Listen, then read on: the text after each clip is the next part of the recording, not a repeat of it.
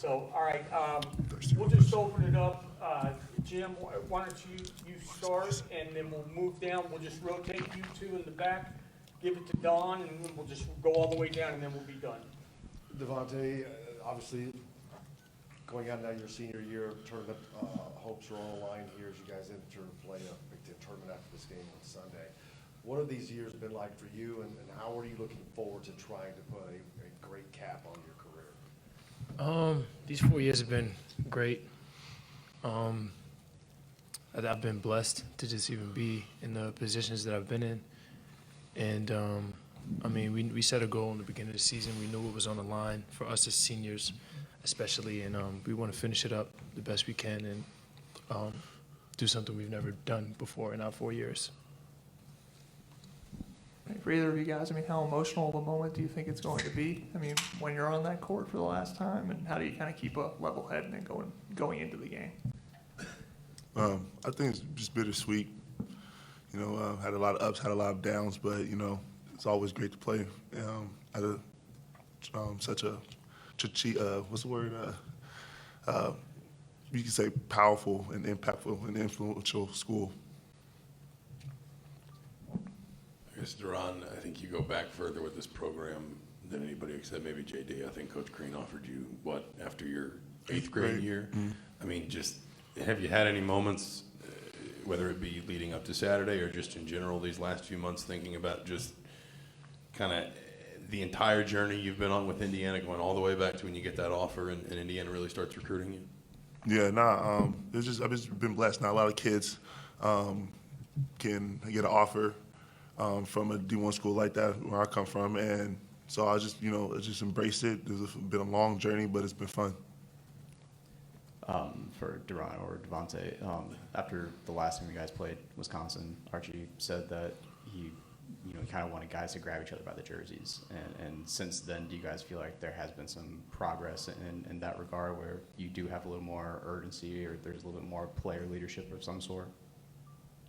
I would say that there's been an adjustment made throughout the season, and we've definitely improved on things, especially when it comes to holding guys accountable. So, yeah, I would say so. I got two. I got one for each of you. Start with Duran.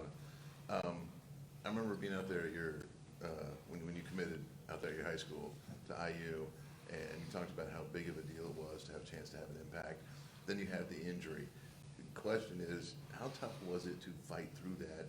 Not just the moment you had the injury, but the whole time, come back, hey, you're not going to be the star, but you're going to be a role player. You stuck with it. Kind of explain to people what that was like and why you stuck with it. I stuck with it because it's the love of my game, love for the game I have. I like being out there with my teammates playing, and it was just fun. It was some ups and downs with my Achilles injury, and then me coming back and hurt my ankle. I had been out for like 5 games after that, my junior year. So it was like my sophomore year was kind of cut short from the injury, and then my junior year had the ankle injury. So it was like a rocky 2 years, but I mean, because I love basketball and I like being out there with my guys, it made everything worth it. Devonte, just kind of curious, like, what are your favorite moments? You had highs and lows. You had games where you played really well. You had games where you've been frustrated with yourself. But when you look back, give me 2 or 3 things that, in your eyes, you'd say, yeah, these are my top things. Honestly, our very first game at Indiana was probably one of the most memorable ones. It was a fun game to watch and be a part of. And then last year, Any particular reason why it was so much fun? I guess this is my first time on a new team, first time playing a college basketball game, and I actually played in it. So it went to overtime against like the number 3 team in the nation. So it was just a fun game to be a part of. And then last year we played MSU on my birthday, and it was my first game back after the suspension. That was probably one of the funnest games I've also been a part of. And then, of course, FSU this year was probably the most exciting game I've been in my entire career. So I've had a lot of good memories here. Yeah, for either guy, going through a coaching transition isn't easy. How did you guys manage to stick with it, and how rewarding is it maybe this season that you guys are on the cusp of maybe, doing something special? I mean, for us, we're the last two standing from the Crean era, and I mean, not everybody did stick with it, and I think that the fact that we chose to says something about us, and I mean, like I said earlier, we set a goal this season, and we're very close to reaching that goal now. So sticking with it was, I feel like, the right choice. Oh, nothing. He said it all right there. That was good. How do you feel about the people though that helped you academically? Talk about them. Okay. Oh yeah, Lo came out with Marnie, and then she left after that first year. But Lo's been on me since sophomore year, so she got me through, helped me out, set me up with the right people, the tutors, and made my college career actually meaningful. Good. I learned a lot of new things. Took classes I didn't like, but I needed. Took classes that I like, and that will help me in the long run. So. JD never seems to talk about how you feel about people that write the stories. He never brings that up. I don't know why. Talk about you guys. Devonte, in your time here, you've had a whole bunch of highs, and but in the games where you've had to struggle through, you've the fans of this quote unquote fans have kind of given you grief a lot of times through that, and sometimes you've been able to handle that pretty well, and sometimes you haven't. But when you look back on your 4 years here, what do you want to say to all those people? You want to give the mic to Don? Don't do that. I mean, I probably can't say what I really want to say, but no, honestly, I mean, I thank all of them, even the good fans, for sticking with us. And I've had some positivity over the years. Even with the negativity, though, it's only been fuel to the fire. So I thank them too, because they helped me learn how to battle adversity. And I mean, especially if where I want to play, I want to keep playing.